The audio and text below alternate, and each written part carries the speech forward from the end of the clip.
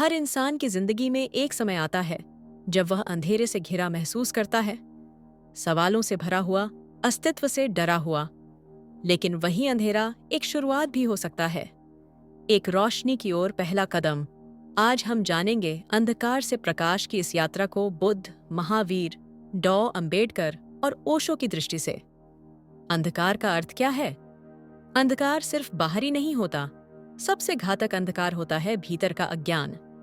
बुद्ध ने इसे अविद्या कहा, महावीर ने इसे मोह, ओशो इसे अवचेतनता कहते हैं और अंबेडकर इसे शोषण और अंधविश्वास की विरासत मानते हैं।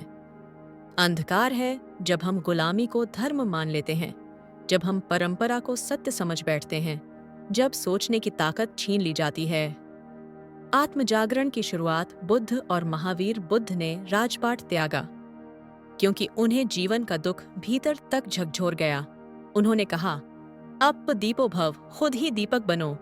महावीर ने 12 साल मौन तपस्या की और फिर कहा, अहिंसा ही धर्म है। इन दोनों महापुरुषों ने स्पष्ट किया, बाहर कोई भगवान तुम्हें मुक्त नहीं करेगा। जब तक तुम भीतर की बेड़ियों को नहीं तोड़ोगे, तब तक मुक्ति असंभव है। अंबेडकर ने अंधकार को जाति, धर्म के नाम पर भेदभाव में देखा। उन्होंने कहा, मैं उस धर्म को नहीं मान सकता जो मानव को मानव से छोटा बना दे। बुद्ध से प्रभावित होकर उन्होंने लाखों दलितों के साथ बौद्ध धर्म को अपनाया। यह सिर्फ धर्म परिवर्तन नहीं था, यह था अंधकार को चुनौती देना, ज्ञान, शिक्षा और आत्मसम्मान को रोशनी बनाना। ओशो ने कहा, मनुष्य गुलाम पैदा नहीं होता, उसे बनाया जाता है। उन्होंने धर्म, समाज और परंपराओं को चुनौती दी, क्योंकि वे अंधकार को पवित्रता में ढक रहे थे। ओशो ने ध्यान को क्रांति बना दिया। उनका संदेश था, सत्य बाहर नहीं, भीतर है। तुम्हारे ही भीतर बैठा है बुद्ध।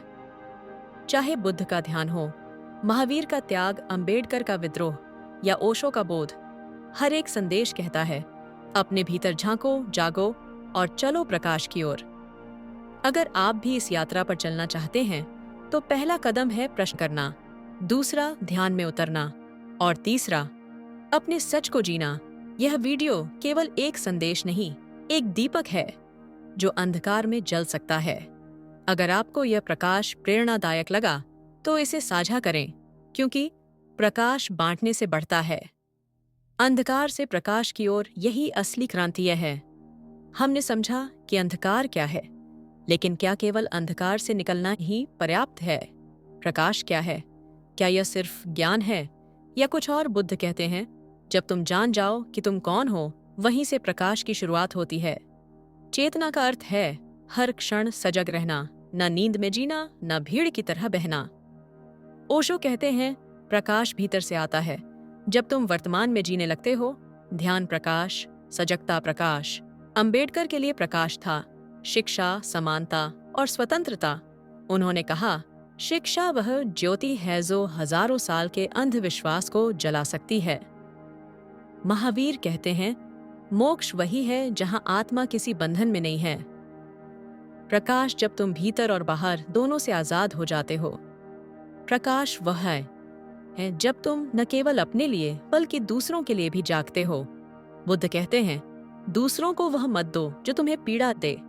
करुणा ही असली बौद्ध धर्म है। ओशो ने कहा, प्रेम बिना शर्त हो तभी तुम रोशन हो। प्रेम और करुणा प्रकाश की रोशनी है। प्रकाश कोई मंजिल नहीं, यात्रा है। बहुत लोग सोचते हैं, जब हम ध्यान कर लेंगे तो एक दिन हम पूर्ण रूप से जाग जाएंगे। लेकिन ओशो कहते हैं, प्रकाश एक मंजिल नहीं, हर दिन की यात्रा है। हर क्षण जब तुम सच को जीते हो, वो प्रकाश का क्षण है। प्रकाश कोई बाहरी वस्तु नहीं, ये तुम्हारी आंखों में, तुम्हारे मन में और तुम्हारे कर्म में झलकता है। अगर तुम्हें ये बात समझ में आई हो, तो इसे अपने जीवन में उतारो। यही सच्चा सम्मान होगा बुद्ध, अंबेडकर, महावीर और ओशो के लिए।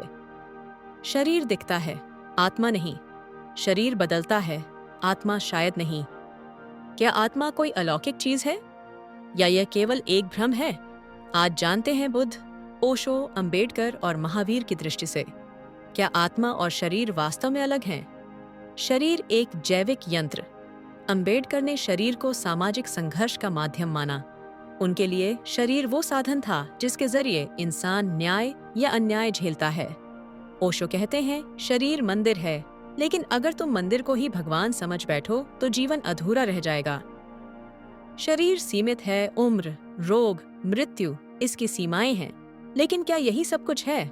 आत्मा चेतना या कल्पना? महावीर के अनुसार आत्मा शुद्ध, स्वतंत्र और अमर है। उनका संपूर्ण धर्म आत्मा की शुद्ध पर आधारित है। बुद्ध ने आत्मा की पारंपरिक अवधारणा को चुनौती दी। उन्होंने कहा, न आत्मा है न परमात्मा, केवल अनित्यता है। सारी चीजें बदलती रहती हैं, तो आत्मा कैसे स्थायी हो सकती है? ओशो दोनों को एक साथ स्वीकार करते हैं। वे कहते हैं, शरीर झूठ नहीं है, आत्मा भी कल्पना नहीं है, लेकिन आत्मा को महसूस करना पड़ेगा, अनुभव करना पड़ेगा। विज्ञान क्या कहता है? आज का विज्ञान आत्मा को नहीं मानता। उसके अनुसार चेतना मस्तिष्क का एक रासायनिक परिणाम है। जैसे ही शरीर मरता है, चेतना भी समाप्त। लेकिन कुछ वैज्ञानिक कहते हैं, पुनर्जन्म की कहानियां, क्या ये चेतना के शरीर से परे होने का संकेत हैं? फिर कौन सही है? अगर आत्मा है तो उसे खोजना चाहिए ध्यान में, मौन में, प्रेम में। अगर आत्मा नहीं है तो इस शरीर में ही पूर्णता लानी चाहिए। बुद्ध कहते हैं, हर अनुभव क्षणिक है, उसी में जागो। ओशो कहते हैं, चाहे आत्मा हो या न हो, जब तक तुमने जाना नहीं तब तक सब कुछ धारणा है। शरीर और आत्मा, हो सकता है वे एक ही सिक्के के दो पहलू हों। हो सकता है आत्मा कोई अनुभव हो जो शब्दों से परे है। सवाल यह नहीं कि आत्मा है या नहीं, सवाल यह है, क्या तुम खुद को जानने के लिए तैयार हो? अगर ये विचार आपको भीतर से हिला गए हों तो वीडियो को शेयर करें, क्योंकि शायद किसी और को भी अपने भीतर की रोशनी का रास्ता मिल जाए। जागरण कोई चमत्कार नहीं होता, न कोई गुरु दे सकता है और न कोई किताब। जागरण तब होता है जब तुम्हारा भीतर सवालों से भर उठता है। बुद्ध और महावीर, दो नाम, एक दिशा। आत्म जागरण की शुरुआत कैसे होती है? आइए समझते हैं उनकी दृष्टि से। महलों से जंगल तक एक जैसी शुरुआत। बुद्ध और महावीर दोनों राजघरानों से थे। सारे सुख, वैभव, आनंद उनके पास थे। फिर भी कुछ कमी थी। बुद्ध ने एक बूढ़े को, एक बीमार को और एक शव को देखा और उनके भीतर प्रश्न जगा, क्या यही जीवन है? महावीर ने सब कुछ त्याग दिया, राजपाट, कपड़े, भाषा तक, और चल पड़े निर्वाण की ओर। विद्रोह की पहली चिंगारी सवाल करना। जागरण की शुरुआत सवालों से होती है, और सवाल तभी उठते हैं जब तुम भीतर से ईमानदार हो। बुद्ध ने पूछा, दुख क्यों है? महावीर ने पूछा, मैं कौन हूँ? और ये प्रश्न ही बन गए उनके संपूर्ण जीवन की खोज। ओशो कहते हैं, जो सवाल करता है वही जीवित है। आत्म जागरण अनुभव, न ज्ञान। बुद्ध ने 6 साल कठोर तप किया, लेकिन फिर भी समाधान नहीं मिला। आखिरकार उन्हें समझ आया, न अति संयम न अति भोग, मध्यम मार्ग ही सत्य है। महावीर ने 12 साल मौन तपस्या की, हर अपमान, पीड़ा, भूख सहकर, और अंततः उन्होंने पाया, आत्मा स्वतंत्र है। जागरण कोई विचार नहीं, यह एक अनुभव है जहां तुम स्वयं को पहली बार जीवित महसूस करते हो। आत्म जागरण के संकेत तो कैसे पता चले कि जागरण शुरू हो चुका है? जब तुम भीतर की शांति को बाहर की सफलता से ज्यादा महत्व दो, जब तुम प्रश्नों से डरना बंद करो, जब तुम भीड़ से अलग चलना सीखो, जब तुम्हें अकेलापन ध्यान जैसा लगे।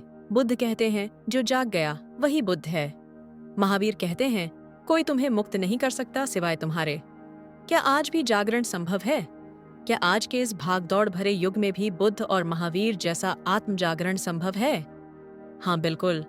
लेकिन शुरुआत करनी होगी भीतर से, ध्यान से, मौन से, और सत्य के लिए ईमानदारी से। ओशो कहते हैं, ध्यान कोई विशेष समय की चीज नहीं, यह जीवन जीने का तरीका है। आज तुम भी शुरुआत कर सकते हो, 1 मिनट मौन से, एक सवाल पूछने से, मैं कौन हूँ? बुद्ध और महावीर बाहर नहीं, हर एक इंसान के भीतर सो रहे हैं। जरूरत है उन्हें जगाने की, और वह जागरण तुम्हारी ही यात्रा बन सकता है अंधकार से प्रकाश की ओर। बुद्ध ने आत्मा को स्वतंत्र किया, महावीर ने उसे मौन और ध्यान में खोला, और अंबेडकर ने उसे जमीन पर न्याय दिलाया। जब आध्यात्मिक मुक्ति का दीपक जल चुका था, तब डॉनी अंबेडकर ने समाज के हर कोने में वो रोशनी पहुंचाई जहां अंधकार सबसे गहरा था। यह है सामाजिक मुक्ति की मशाल की कहानी। सामाजिक अंधकार कैसा था? जाति के नाम पर इंसान को अपवित्र कहा गया। शूद्रों को शिक्षा, पानी, मंदिर सबसे वंचित किया गया। डॉसानी अंबेडकर इसी व्यवस्था के अंधकार में पैदा हुए, लेकिन वे झुके नहीं। उन्होंने सवाल किया, क्या इंसान का मूल्य उसकी जन्म से तय होगा या कर्म से? शिक्षा मुक्ति की पहली सीढ़ी, अंबेडकर ने कहा, शिक्षित बनो, संगठित रहो, संघर्ष करो।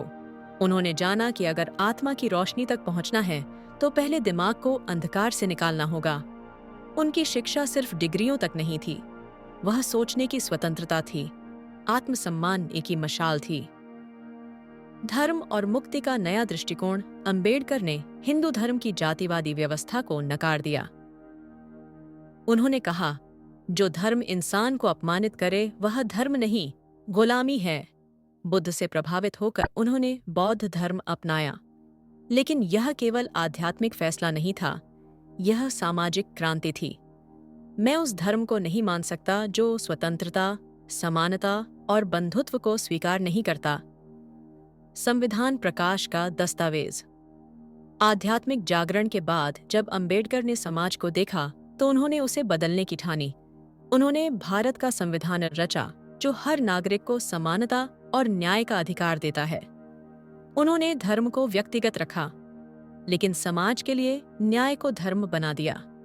डॉनी अंबेडकर का अंतिम संदेश। अंबेडकर ने कहा, सत्य की खोज केवल ध्यान से नहीं बल्कि संघर्ष से भी होती है। उनकी मशाल हमें बताती है, यदि आप अपमान सहते हैं तो यह केवल आध्यात्मिक नहीं, सामाजिक प्रश्न भी है। अगर आप चुप हैं तो आप भी उस अंधकार का हिस्सा हैं, और अगर आप उठते हैं तो एक नई सुबह की शुरुआत करते हैं। बुद्ध ने जागरण सिखाया, महावीर ने आत्मनियंत्रण सिखाया, ओशो ने विद्रोह सिखाया, और अंबेडकर ने हमें साहस सिखाया। साहस कि हम सिर्फ भक्त न बने बल्कि सोचने वाले, जागने वाले और बदलने वाले बने। जो बाहर से विद्रोह करता है वह क्रांतिकारी हो सकता है, लेकिन जो भीतर से विद्रोह करता है वह जागृत होता है। ओशो ने धर्म, परंपरा, ईश्वर और समाज, हर उस चीज को तोड़ा जो मनुष्य को गुलाम बनाती है। यह है आंतरिक विद्रोह की कहानी ओशो की दृष्टि से। विद्रोह का अर्थ क्या और क्यों? ओशो कहते हैं, विद्रोह क्रोध नहीं है, यह एक गहराई से आया हुआ ना है उस जीवन के लिए जो झूठा है। यह विद्रोह किसी के खिलाफ नहीं बल्कि भीतर के अंधकार के खिलाफ है। भीतर बैठे डर, संस्कार, झूठे भगवान और सामाजिक नकाब के खिलाफ है। ध्यान विद्रोह का पहला कदम। ओशो कहते हैं, ध्यान केवल शांति पाने के लिए नहीं बल्कि तुम जो नहीं हो उसे नष्ट करने के लिए है। ध्यान में बैठना यानी भीतर की आवाजों का सामना करना, भीतर की भीड़ से टकराना। यह भी एक युद्ध है, लेकिन तलवार से नहीं, मौन से। परंपरा, ईश्वर और समाज से मुक्ति। ओशो ने सबसे बड़ा सवाल खड़ा किया, जो तुम मानते हो, क्या वो तुम्हारा अपना अनुभव है? उन्होंने ईश्वर की कल्पना को चुनौती दी। उन्होंने कहा, कोई भगवान तुम्हें मुक्त नहीं करेगा, अगर है तो केवल जागृति। उन्होंने पूजा, पाप, स्वर्ग और नरक जैसे डर पैदा करने वाले विचारों को विद्रोह से तोड़ा। आंतरिक विद्रोह, मौन, प्रेम और स्वतंत्रता। ओशो का विद्रोह शोर नहीं था, वह मौन था, वह प्रेम में पिघलता था। उन्होंने कहा, जहां प्रेम है वहां डर नहीं रह सकता, और जहां डर नहीं है वहीं से स्वतंत्रता जन्म लेती है। यह स्वतंत्रता न समाज से छुटकारा है, न किसी परंपरा से भागना, बल्कि भीतर एक नए मनुष्य का जन्म है। आज का युवा, क्या वह विद्रोही हो सकता है? आज का युवा भीड़ का हिस्सा बन रहा है। सोशल मीडिया, फेक आइडेंटिटी, नकली गुरु सब उसे और गहरा सोने में ले जा रहे हैं। ओशो कहते हैं, अगर तुम सच्चे विद्रोही बनना चाहते हो तो किसी से मत लड़ो, बस जागो, अपने भीतर उतर जाओ, वहां जो मिलेगा ही असली धर्म है। ओशो का विद्रोह बाहरी नहीं था, वह कोई क्रांति नहीं लाए। उन्होंने तुम्हें तुम्हारे भीतर झांकने को कहा। उन्होंने बताया कि प्रकाश बाहर नहीं भीतर से फूटता है, और उसके लिए हमें झूठे नकाबों को तोड़ना होगा। शायद दर्द होगा, लेकिन वही तो जन्म है एक नए इंसान का। हमने जाना अंधकार क्या है, हमने देखा बुद्ध की शांति, महावीर का तप, अंबेडकर का संघर्ष और ओशो का विद्रोह। अब समय है इन सब को एक सूत्र में जोड़ने का, समझने का कि अंधकार से प्रकाश की यात्रा अकेले की नहीं। यह एक युग परिवर्तन है। हर इंसान कभी न कभी अंधकार से गुजरता है, चाहे वह दुख हो, भ्रम हो, अन्याय हो या आंतरिक खालीपन। बुद्ध ने इसे दुख का कारण अविद्या बताया। महावीर ने इसे आत्मा पर लगे कर्मों का बोझ कहा। ओशो ने कहा, तुम सो रहे हो और तुम्हें पता भी नहीं। अंबेडकर ने इसे सामाजिक शोषण कहा। प्रकाश सिर्फ ज्ञान नहीं, अनुभव है। प्रकाश कोई बौद्धिक अवधारणा नहीं, यह अनुभव है, जैसे एक अंधे को पहली बार रोशनी दिखे। बुद्ध ने कहा, अप दीपो भव, खुद अपना दीपक बनो। महावीर ने आत्मा की शुद्धता को प्रकाश माना। अंबेडकर ने शिक्षा, समानता और स्वतंत्रता को प्रकाश की राह कहा। ओशो ने सजगता और मौन को सबसे ऊंचा प्रकाश कहा। चारों महापुरुषों की दृष्टि भिन्न हो सकती है, लेकिन मंजिल एक ही है, जागना। बुद्ध ध्यान से, महावीर तप और अहिंसा से, अंबेडकर ज्ञान और संविधान से, ओशो मौन और विद्रोह से उन्होंने हमें दिखाया कि चाहे राह कोई भी हो, यदि वह असत्य से सत्य की ओर, भीतर की नींद से जागरण की ओर ले जाए, तो वह धर्म है। आज तकनीक है, मोबाइल है, इंटरनेट है, लेकिन इंसान भीतर से अब भी अधूरा है। भीतर का अंधकार अब बाहर से ढका गया है। फेसबुक की मुस्कान से, इंस्टाग्राम के फिल्टर से अब जरूरत है उस असली रोशनी की, जो भीतर से जले, जहां हम अपने डर से भागे नहीं, जहां हम अंधविश्वास को चुनौती दें, जहां हम सोचें, क्या हम जीवित हैं या बस जीवित दिखाई दे रहे हैं। जागरण किसी आश्रम, किसी किताब या किसी मंदिर तक सीमित नहीं, ये यहीं से शुरू होता है, अभी से। रोज 10 मिनट मौन बैठो, खुद से मिलो। जो तुम्हारे अंदर झूठ है उसे पहचानो, जो समाज में अन्याय है उसके खिलाफ खड़े हो जाओ, जो प्रेम भीतर से आता है उसे बांट दो, और जो स्वतंत्रता तुम्हें भीतर बुला रही है उसे अपनाओ। बुद्ध, महावीर, अंबेडकर और ओशो, ये कोई पंथ नहीं, ये प्रकाश की 4 दिशाएं हैं, और हर इंसान एक दीपक है जिसमें वो रोशनी छुपी है जो अंधकार को चीर सकती है। अगर तुमने एक दीप जलाया तो तुम्हारे आसपास 1000 दीप जलेंगे और फिर अंधकार को जगह नहीं मिलेगी। अब तुम पर है क्या? तुम इस प्रकाश को केवल सुनकर भूल जाओगे या भीतर जलने दोगे? क्योंकि अंधकार को मिटाने के लिए लड़ना नहीं पड़ता, एक दीप जलाना काफी है। यही है अंधकार से प्रकाश की ओर। अंधकार से प्रकाश की ओर जाने से क्या होगा? यह सवाल जितना सरल लगता है, उसका उत्तर उतना ही गहरा, जीवन बदल देने वाला और आत्मा को छू लेने वाला है। ओशो, बुद्ध, महावीर और अंबेडकर, इन सब ने इसी यात्रा को जिया, इसी को जीवन का सार बताया। अंधकार में क्या होता है? तुम भीड़ में होते हो लेकिन अकेले होते हो। तुम चल तो रहे होते हो लेकिन बिना दिशा के। तुम सोचते हो कि जी रहे हो, लेकिन असल में जिए जा रहे होते हो। तुम्हारे फैसले तुम्हारे नहीं होते, धर्म, समाज, डर और अंधविश्वास के होते हैं। इसका नतीजा? भीतर खालीपन, बेचैनी, डर और भ्रम, बाहर झूठी पहचान, नकली मुस्कान और सतही रिश्ते। प्रकाश की ओर जाने से क्या होगा? आत्मज्ञान जागेगा। तुम जान पाओगे कि तुम कौन हो और तुम्हारा असली स्वरूप क्या है। बुद्ध कहते हैं, जैसे जैसे ज्ञान बढ़ता है, अंधकार अपने आप मिटता है। डर मिटेगा, स्वतंत्रता आएगी। डर अब तक तुम्हारा मालिक था, समाज का, ईश्वर का, असफलता का। लेकिन प्रकाश में जाकर तुम कह सकोगे, मुझे अब कोई डर नहीं, क्योंकि अब मैं स्वयं को जानता हूँ। सवाल उठेंगे पर शांति भी मिलेगी। अब तुम गुलाम नहीं रहोगे। तुम हर चीज को प्रश्न चिन्ह से देखोगे और यही बनेगा तुम्हारी स्वतंत्रता का द्वार। जीवन में प्रेम, करुणा और मौन गहराएंगे। तुम्हारे रिश्ते अब डर या लालच से नहीं, बल्कि समझ, मौन और करुणा से बनेंगे। महावीर कहते हैं, जो आत्मा को जानता है वही सच्चा प्रेम करता है। तुम समाज के लिए एक दीपक बन जाओगे। जैसे अंबेडकर ने खुद को रोशन करके लाखों को रोशनी दी, वैसे ही तुम्हारा जीवन दूसरों के लिए प्रेरणा बन जाएगा। एक पंक्ति में उत्तर: अंधकार से प्रकाश की ओर जाने से तुम पहली बार सचमुच जीना शुरू करते हो। ध्यान, क्या यह केवल बैठने की कला है? क्या यह आत्मा की साधना है या व्यवस्था के विरुद्ध विद्रोह?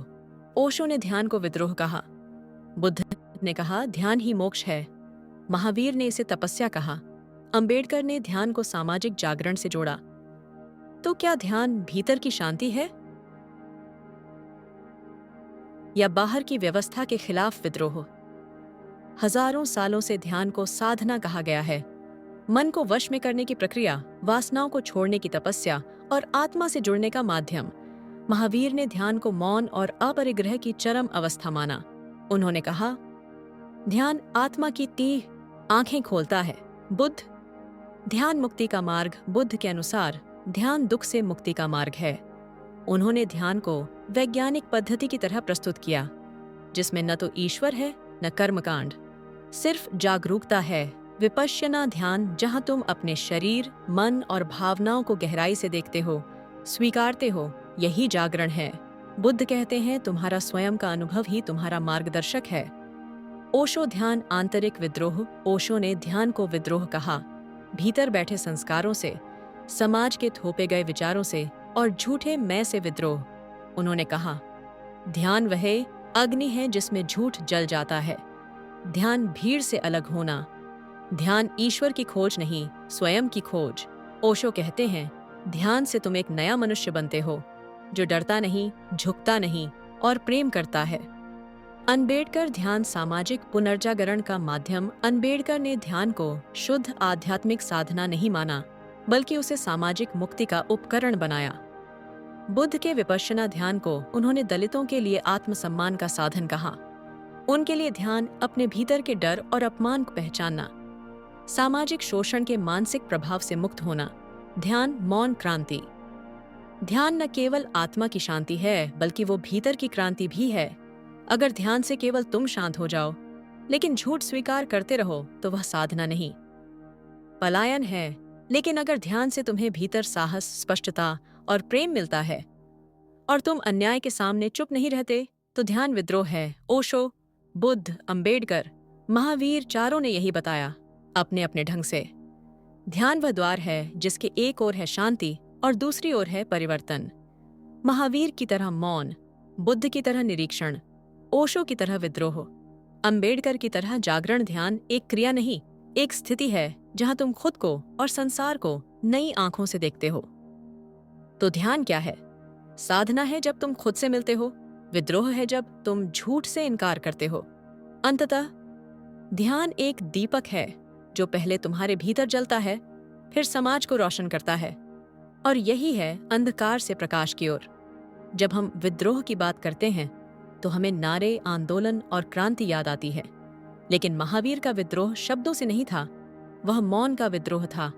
न कोई नारा, न कोई धर्म प्रचार, बस मौन और ध्यान की तीव्रता जिसने समाज की जड़ता को हिला दिया।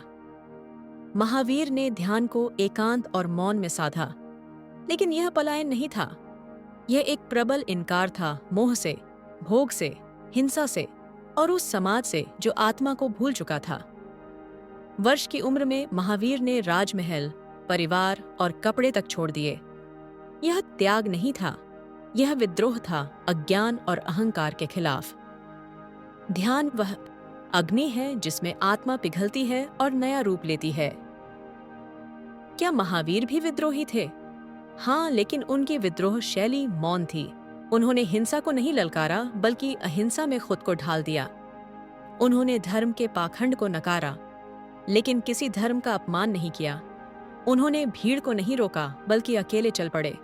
यह विद्रोह था भीतर से, पूर्णता से, गहराई से, जिसका प्रभाव 2500 साल बाद भी जीवित है। महावीर का ध्यान केवल बैठना नहीं था, वह कर्मों की जकड़नों को तोड़ने की क्रिया थी। उन्होंने अपरिग्रह को ध्यान का मूल बताया। न सिर्फ वस्तुओं से मुक्ति, बल्कि विचारों, पहचान और शरीर तक की पकड़ छोड़ देना। जो कुछ भी मेरा है वही बंधन है। महावीर यह विचार उस समय के समाज के लिए क्रांतिकारी था, जहां धर्म भी बाहरी दिखावे से भरा था। महावीर ने अपने साधना के शुरुआती वर्षों में मौन साधा 12 वर्षों तक, लेकिन यह मौन डर से नहीं था, यह मौन गूंज बन गया, जिसने लोगों को भीतर की ओर देखने पर मजबूर किया, जिसने समाज को सवालों से भर दिया बिना कुछ कहे, जिसने दिखाया कि ध्यान केवल बैठना नहीं, बल्कि जीना है पूरी सजगता के साथ। जागो, देखो और मुक्त हो जाओ, यही था उनका मौन संदेश। महावीर का ध्यान एक साधु की क्रिया नहीं, बल्कि एक विद्रोही की ऊर्जा थी। जहां चुप्पी भी उत्तर बन गई, जहां अकेलापन भी आंदोलन बन गया और जहां मौन भी घोषणा बन गया कि आत्मा स्वतंत्र है और उसे कोई धर्म, समाज या परंपरा बांध नहीं सकती। महावीर ने ध्यान को धर्म बना दिया। अगर तुम सच में ध्यान करना चाहते हो तो महावीर को समझो। उनका जीवन कहता है, बोलने से पहले मौन में उतरो, बदलने से पहले खुद को देखो और जिंदा रहने से पहले जागो। ध्यान साधना भी है और विद्रोह भी, और महावीर दोनों के अद्वितीय प्रतीक हैं। अब समय है भीतर उतरने का और सत्य से मिलने का। अगर आपको यह विचार सही लगे तो इसे लाइक, सब्सक्राइब जरूर करें।